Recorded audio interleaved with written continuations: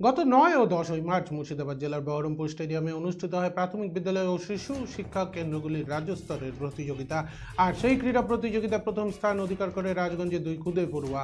সেই খুদে পড়ুয়ার মধ্যে সন্ন্যাসীঘাটা গ্রাম পঞ্চায়েতের কায়েতগঞ্জ অ্যাডিশনাল প্রাথমিক বিদ্যালয়ের দ্বিতীয় শ্রেণীর ছাত্র রাজেশ ওরাও ও বিনগরী গ্রাম পঞ্চায়েতের ভোটপাড়া বিএপি স্কুলের দ্বিতীয় শ্রেণীর ছাত্র দীপঙ্কর রায়। এই 2 খুদে পড়ুয়ার সাফল্যে খুশি পরিবারের সদস্য সহ শিক্ষক ও এলাকার বাসিন্দারা।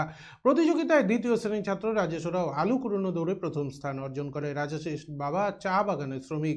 দিন এনে দিন খাওয়া পরিবারের সদস্যদের মধ্যে রয়েছে শুধু বাবা ও দাদু, মা নিখোঁজ রয়েছে।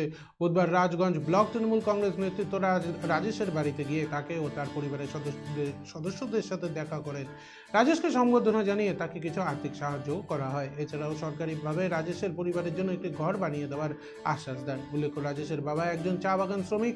অভাবের সংসারে রাজেশের এই সাফল্য দেখে আপ্লুত এলাকাবাসীরা। রাজেশের এই অর্জনে গর্বিত রাজগঞ্জ ব্লক তৃণমূল কংগ্রেসের সভাপতি অরিন্দম ব্যানার্জি জানান, রাজেশ আমাদের গর্ব, তার এই সাফল্য সকলকে অনুপ্রাণিত করবে।